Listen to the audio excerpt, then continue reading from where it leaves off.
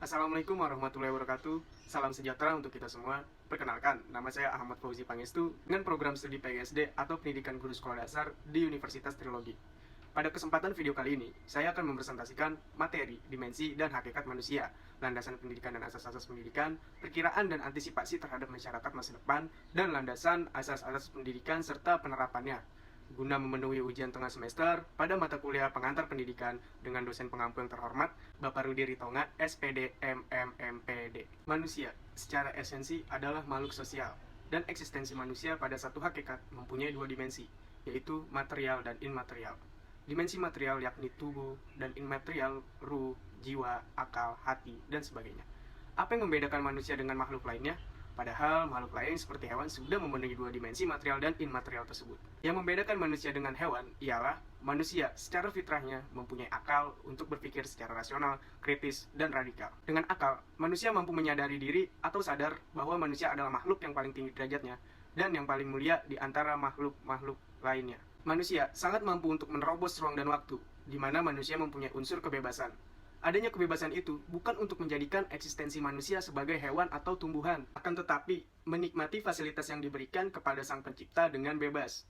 Kebebasan yang tidak keluar dari kodrat manusia, dengan hukum normatif yang berlaku. Manusia mempunyai pengertian yang menyertai tentang apa yang akan datang, yang sedang, dan yang telah diperbuatnya.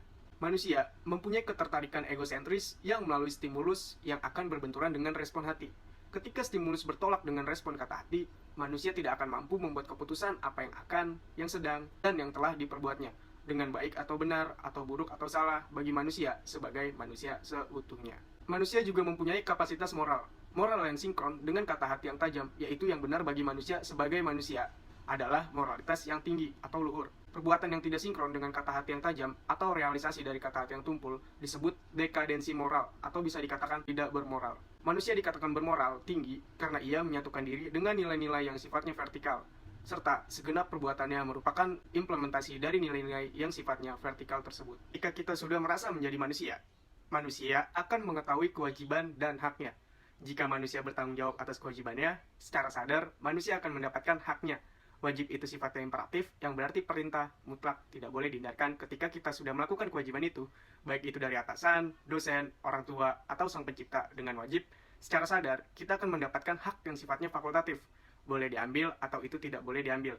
Jadi di sini manusia akan mengetahui kewajibannya dan mengetahui yang mana itu haknya dan yang mana yang bukan haknya. Manusia menginginkan kebahagiaan, bahkan tujuan hidup manusia adalah bahagia. Dengan segala metode, manusia menginginkan hidup bahagia, bahkan kebahagiaan yang abadi, dengan perpaduan dari pengalaman yang menyenangkan dengan yang pahit dan antara proses dengan hasil. Manusia juga bisa dibilang homo educandum, yang berarti dapat dididik. Manusia juga makhluk yang dinamis, yang akan menyesuaikan diri dengan transformasi zaman. Maka dari itu, manusia sangat membutuhkan pendidikan. Dengan pendidikan dijadikan sebagai sarana, manusia bisa memobilisasi aktivitas sosial ekonomi, peningkatan intelektual, kekayaan, dan keseimbangan jiwa beserta kemasyarakatan yang baik. Pendidikan mempunyai landasan dan asas-asasnya sebagai tumpuan dasar konseptual yang digunakan dalam dunia pendidikan. Tanpa landasan dan asas-asas pendidikan, praktik pendidikan tidak akan jelas arahnya, dan itu akan menimbulkan masalah serta kesenjangan pendidikan antar manusia. Ada beberapa landasan pendidikan yang dibutuhkan untuk menunjang proses pembelajaran, yaitu yang pertama, landasan filosofis. Merupakan landasan yang berkaitan dengan makna atau hakikat pendidikan. Landasan filosofis ini membahas tentang seperti apa pendidikan itu, mengapa pendidikan diperlukan, dan apa yang seharusnya menjadi tujuan pendidikan. Hal-hal mendasar tersebut bukan lagi tekstual, akan tetapi sifatnya konseptual dan menyeluruh. Yang kedua, ada landasan sosiologis. Pendidikan tidak terlepas dengan kehidupan dan interaksi sosial. Pendidikan tidak dapat dilepaskan dari upaya dan proses saling mempengaruhi atau dipengaruhi antar individu yang terlibat di dalamnya. Dalam landasan sosial terlebih dulu ditentukan apa yang dinamakan pendidik dan peserta didik. Siapa yang bertanggung jawab atas perilaku dan siapa yang memiliki peranan penting dalam proses mengubahnya. Keduanya penting dalam menunjang proses pembelajaran. Ketiga, landasan hukum. Pendidikan selalu bersangkutan dengan berbagai aspek kehidupan manusia. Kebijakan, penyelenggaraan, dan pengembangan pendidikan dalam masyarakat perlu diatur dalam landasan hukum yang jelas dan sah. Dengan berlandaskan hukum, maka kebijakan, penyelenggaraan, dan pengembangan pendidikan dapat terhindar dari berbagai masalah. Setidaknya, dengan landasan hukum, segala hak dan kewajiban peserta didik dan pendidik dapat terpelihara. Yang keempat, landasan kultural. Pendidikan adalah bagian dari peristiwa budaya. Ini karena pendidikan dan kebudayaan mempunyai hubungan timbal balik satu sama lain. Kebudayaan dapat dilestarikan dan dikembangkan dengan jalannya pendidikan. Ini bisa ditempuh melalui pendidikan informal, non-formal, maupun formal. Yang kelima, ada landasan psikologis. Pendidikan selalu melibatkan aspek kejiwaan manusia. Oleh sebab itu, landasan psikologis sangat penting dalam bidang pendidikan. Landasan psikologis pendidikan mengarah kepada pemahaman manusia, khususnya yang berkaitan dengan proses belajar manusia. Pemahaman terhadap peserta didik merupakan salah satu kunci keberhasilan dalam pendidikan. Oleh karena itu, landasan psikologis sangat diperlukan dalam memahami penerapan, pengetahuan, urutan, ciri-ciri pertumbuhan, serta konsep tentang cara yang paling tepat untuk pengembangan kepribadian. Landasan pendidikan mempunyai fungsi dan tujuannya. Fungsi landasan pendidikan yaitu sehingga dapat disimpulkan bahwa fungsi pendidikan mencakup beberapa poin. Satu, sebagai pijakan utama yang kokoh dan adil untuk memastikan keadilan pendidikan seperti dalam landasan hukum pendidikan. Yang kedua, barometer utama untuk memastikan kualitas pendidikan yang terarah sesuai dengan kebutuhan dan tujuannya. Yang ketiga, landasan perlindungan hukum untuk menjaga keadilan dan kemerataan pendidikan. Yang keempat, perlindungan fungsi pendidikan pada pakemnya agar tidak disalahgunakan untuk hal yang buruk. Adapun tujuan landasan pendidikan sementara itu, tujuan atau hasil yang ingin dicapai melalui landasan pendidikan adalah sebagai berikut. Yang pertama, pendidikan menjadi hak seluruh manusia tanpa syarat apapun. Yang kedua, pemerataan pendidikan baik dari segi kuantitas maupun kualitas bagi seluruh umat manusia. 3. Terjaganya hak pendidikan bagi seluruh kalangan tanpa terkecuali. 4. Pendidikan berfungsi sebagaimana mestinya, yakni memajukan dan membantu manusia untuk dan tidak disalahgunakan untuk hal-hal yang negatif. Asas pendidikan. Asas pendidikan merupakan sesuatu kebenaran yang menjadi dasar atau tumpuan berpikir, baik pada tahap perencanaan maupun pelaksanaan pendidikan. Yang pertama, asas pendidikan ada asas Tuturi Handayani. Asas ini merupakan gagasan yang dikemukakan oleh Ki Hajar Dewantara, seorang perintis kemerdekaan dan pendidikan nasional. Tuturi Handayani mengandung arti pendidik dengan kewibawaan yang dimiliki, mengikuti dari belakang dan memberi pengaruh. Tidak menarik-narik dari depan, membiarkan anak mencari jalan sendiri, dan bila anak melakukan kesalahan, baru pendidik meluruskannya. Yang kedua, ada asas demokratis, keikutsertaan berbagai pihak yang terkait, terutama peserta didik, dalam menyusun program dan pelaksanaannya. Seperti yang telah tercantum pada pasal 31 Undang-Undang Dasar 1945 yang berbunyi, tiap warga negara berhak mendapat pengajaran. Setiap warga negara memiliki kesempatan untuk mendapatkan pendidikan dengan tidak melihat latar belakang ekonomi, status sosial, suku, budaya, geografi, serta mendapat pelayanan yang sama.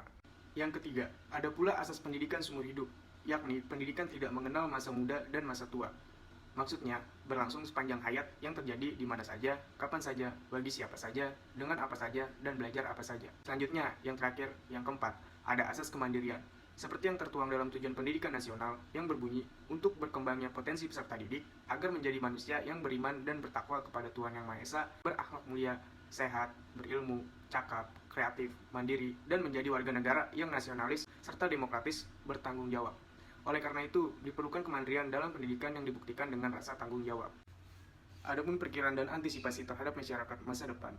Undang-Undang RI Nomor 20 Tahun 2003 tentang Sistem Pendidikan Nasional, Pasal 3 menyatakan bahwa pendidikan nasional berfungsi mengembangkan kemampuan dan membentuk watak serta peradaban bangsa yang bermartabat dalam rangka mencerdaskan kehidupan bangsa, yang bertujuan untuk kembangnya potensi peserta didik agar menjadi manusia yang beriman dan bertakwa kepada Tuhan Yang Maha Esa, berakhlak mulia, sehat, berilmu, cakap, kreatif, mandiri, dan menjadi warga negara yang nasionalis, demokratis, serta bertanggung jawab. Ada 3 poin dari konteks antisipasi masyarakat untuk masa depan dalam pendidikan, yaitu yang pertama, perubahan nilai dan sikap, yang kedua, pengembangan kebudayaan, yang ketiga, pengembangan sarana pendidikan. Dengan demikian, landasan dan asas-asas pendidikan, semua pihak berhak untuk mengontrol jalannya pendidikan, baik itu pemerintah, negara, pendidik, peserta didik, keluarga, dan masyarakat. Juga sama rasa, sama rata, semua kalangan berhak mendapatkan pendidikan yang sama, tidak memandang status sosial, suku, dan ras, begitupun agama. Dengan beberapa metode, yaitu pertama, metode dialogis, merupakan suatu cara penyampaian bahan pelajaran di mana pendidik memberi kesempatan kepada peserta didik atau membicarakan dan menganalisis secara ilmiah guna mengumpulkan pendapat, membuat kesimpulan, atau menyusun berbagai alternatif pemecahan atau sesuatu masalah. Yang kedua, metode demonstrasi adalah suatu cara mengajar di mana pendidik mempertunjukkan tentang proses sesuatu atau pelaksanaan sesuatu, sedangkan peserta didik cukup memperhatikannya. Metode demonstrasi sendiri biasanya digunakan oleh pendidik yang memiliki skill tertentu, semisal pidato, berpuisi, dan gerak tubuh. Yang ketiga, metode ceramah adalah cara penyampaian materi yang dilakukan oleh seorang pendidik kepada peserta didiknya dalam proses pembelajaran yang satu arah atau transfer of knowledge saja, dengan cara menerangkan, namun juga memberikan sedikit konteks materi atau sajian dalam metode ini sehingga mengurangi kekakuan dan ketidaknyamanan suasana proses pembelajaran.